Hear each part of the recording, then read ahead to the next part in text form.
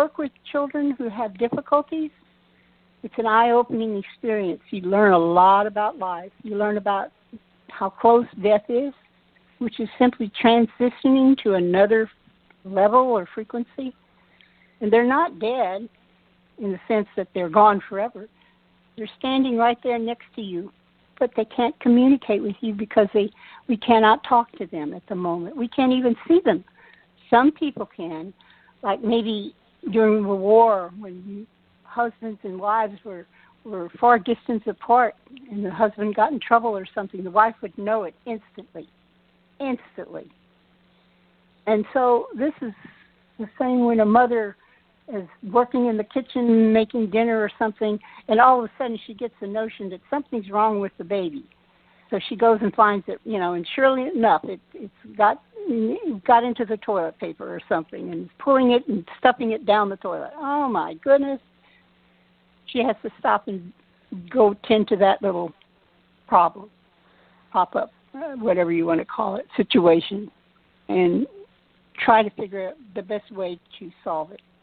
We all get this opportunity, which is life, everyday life. And the boss calls you in and says, hey, I need this report right now. Okay. And you go work on it. It's an adventure. And we get to see the animals. I'm sorry, Claudia. Go ahead. No, I didn't mean to interrupt you. No. Well, I was going to say, in my experience, I have found that, when you do something new, I have found in my own lifetime that the greater the step I make, the greater the reward. Woo-hoo! Exactly. That's why we have hobbies. Now, when you accomplish a creation, this is such an exciting moment in your life because you feel something different than ordinary life. And you want to do it again and again and again. And it just leads to more openings or avenues, opportunities. Like if you have a hobby, maybe you make clay pots or something, or guys make a wooden piece of furniture and then figure out how to put drawers with dovetail closures on it or something. Everybody has an opportunity to do something that will give them that feeling. And that feeling, that awareness, is like becoming aware of what is outside of creation. And so, wow, what a wonderful opportunity. Keep at it. Do it again until you get it. Oh, like the first time I learned how to ride a bike. Oh, my goodness. Or roller skates. In my day, they looked a lot different than inline skates these days. So every opportunity is a wonderful thing. Pick up an instrument and learn how to play, an oboe or something, or a guitar or a flute, anything. It's a wonderful opportunity to learn.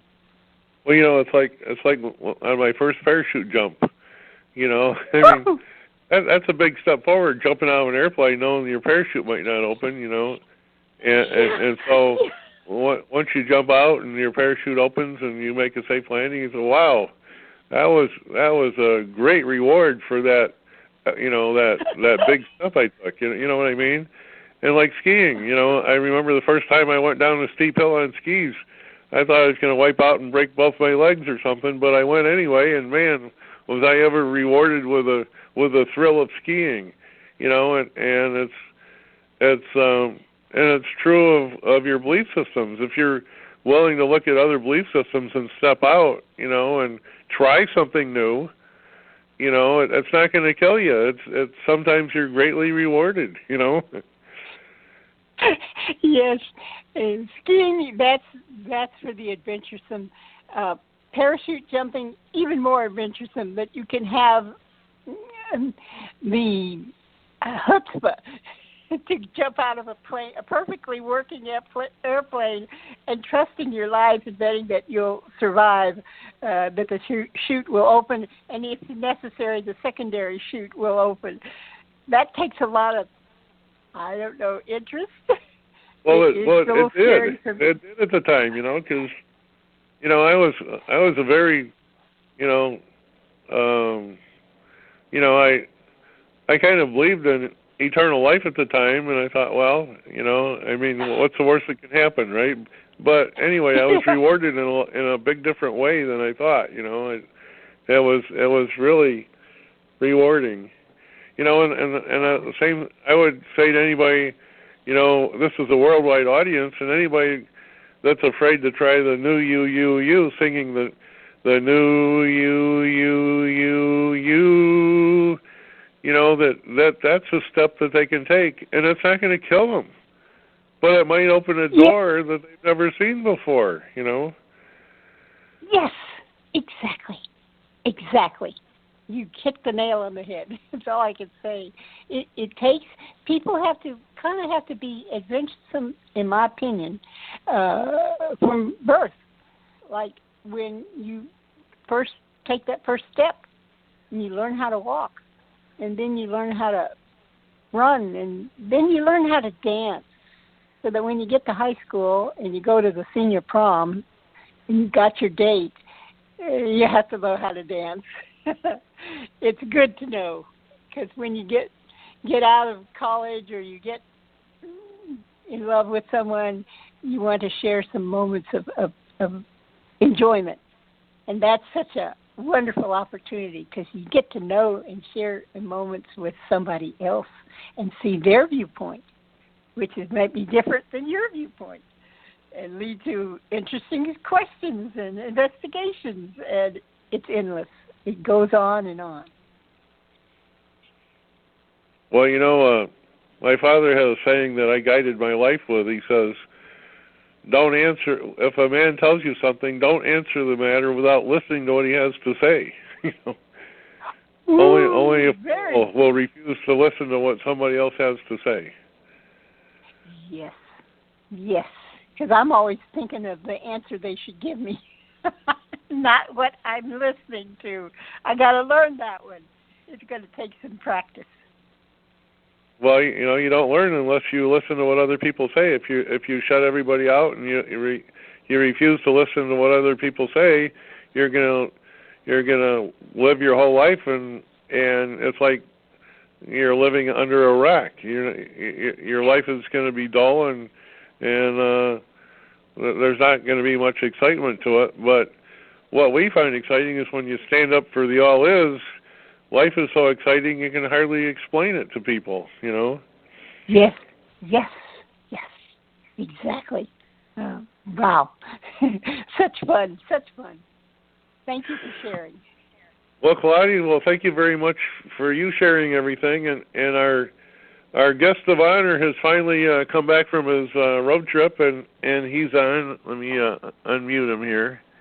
And I think we've run out of time, so we only have a few minutes left, but let me bring Randy on. Randy, are you there? I am here, and I apologize for taking so long, but it was a necessity that I had to get done, and unfortunately, the gentleman decided to wait till today to do this. So, apologize for that. I was expecting to be here from pretty much start to finish, but so I humbly apologize. You missed a great show. Claudia shared with her experiences with the Orions and the Sirians, and how the Orions have set up the false religions on this planet, and how they control people into believing these religions are true, and in many cases they're not really true. And you missed a really good show, but you can go back online and listen to the show later on.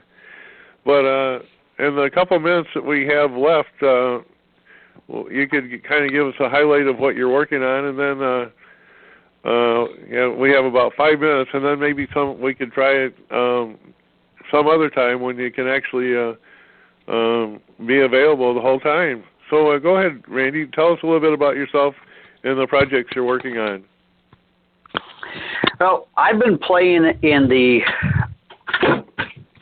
let's say, alternative fuel and energy arena now for many, many years. And I'll just go briefly with my background real brief. I've gone through 12 different schools for General Motors on the computer systems on the cars, carburetors, fuel injection, diesels, rear ends, air conditioning, turbos, electrical. So in 1982, I modified a 1960 Ford pickup with a 250 straight six. And in 1960, those trucks were not like the trucks of today. Those were full heavy metal trucks. Well, that truck, and I know for a fact because I modified it and I drove it on its maiden mileage run, got 99 miles to the gallon. Long story short on the vehicle, the gentleman who actually owned it sold it a year and a half later for $2.8 million. He had to sign a lifetime NC&D with the company, which is non-disclosure, non-circumvent agreement. But he goes, Randy, I put the money in the bank and live off the interest for the rest of my life. Now, the time I did this modification, he paid me $1,300 for the work I did. My name's not on the contracts anywhere on the deal that he made. I got no royalties out of it. I got nothing out of it. Well, the company who bought that truck was Chevron Oil. And I'm thinking at this point in time, which was in my naive days, wow, now we're really going to start seeing vehicles get better mileage. There was no such thing as the internet at that point in time. You couldn't go online to look at anything or what other people are doing out in the industry. Well, I guarantee you today, that truck went straight from the flatbed to the scrapper. That technology they did not want out. And, everybody's led to believe that if a vehicle could get better gas mileage, they would already be doing it, which is not the case. In the 70s and 80s, you've got, some of these big tuna boats, these big Cadillacs and Lincolns. They used to be up in that 30 mile per gallon range plus, and now you're getting newer vehicles that don't quite get that same mileage. Some of these were over 40 miles per gallon. Well, what most people don't know, and you're not supposed to, that you put liquid gasoline in your tank. What you don't realize is out of every gallon of gas you put in your tank, you're only consuming actually 20% of it. Newer vehicles are a little more efficient, maybe 25%, but the rest of that liquid fuel is spit out your exhaust valves and burn up in the catalytic converter, which does you and I no good. With what I am doing, I'm vaporizing the fuel prior to the combustion chamber, which I've got a 2000 Ford F-150 with a 4.2 V6. My truck is actually a quad fuel vehicle. It's running on regular gas, it's running on hydrogen, it's running on CNG, and it's running on my new TCAT fuel vapor system that I'm still developing. When I'm done with that, my mileage, I'm expecting to see, I'm not going to give a number, but let's just say it's probably what most of your listeners have heard the stories before. If you want any numbers on that, we can discuss that offline for obvious reasons. And then I've also developed a battery replacement for your car. Average car battery weighs 30 pounds. This weighs 3 pounds, and you'll never have to replace it. So when you're talking about weight, you're also talking about horsepower. And horsepower means also mileage. So every bit of weight that you can take out of a car, and if you think back to or think about race teams, they're looking to lighten the load so they can get as much horsepower to the ground as possible. Well, they're using pretty much motorcycle batteries on race cars just to eliminate the weight. Well, when you take what my ultimate goals are is to take this from the DC arena, which is direct current, which is automotive, to the AC arena, alternating current, which is electricity, helping eliminate or dramatically reduce the back pocket headache or rear ache every time you got to pay that electric bill. So the technologies that I'm playing in are designed to do that. And at 3 pounds, you can literally take the cap start, throw it in a bug out bag, and head out to the backcountry, go camping with it, go, well, run your lights with it, charge your cell phone, unless you're in an area or a situation where you don't want to be tracked. And like I say, I understand that this group is a group of like-minded individuals that, freedom means everything. And this is just to help keep your head on your shoulders for, well, at least 7 years. And then, taking us also when we lose power at our home, and which the grid seems to be having, problems these days. And, it's always there. Our grid is not hardened. So it's open to any type of man-made attack or EMP attack, or, just the EMP from a solar flare. So when we look at Randy, let me interrupt you. We're running out of time. Okay. What I know you've worked with other people. You've worked, Mike Howler. You've probably worked with him, and maybe Dennis Lee, and maybe Paul Pantone, and all. Still am. And so when we can do a whole show with you, I was really hoping to do that today, but let me know when you can do a whole show. It's going to be at noon on Tuesdays. You can listen in and add comments to any of our shows. And I'm sorry we couldn't hear your whole spiel today. I really, really look forward to it, and we'll do it another time. And I want to thank everybody that's on the show.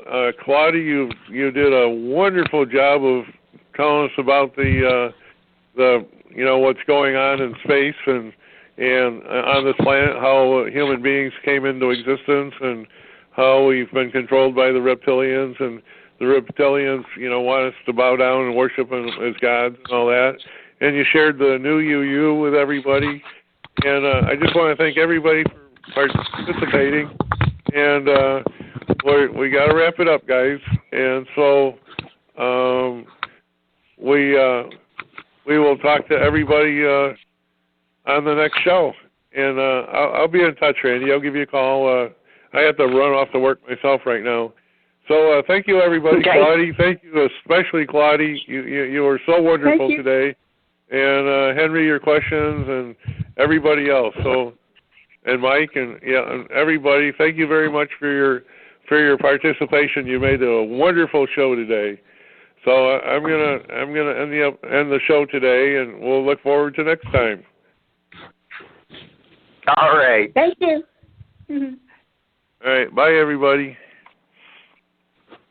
Goodbye. See ya.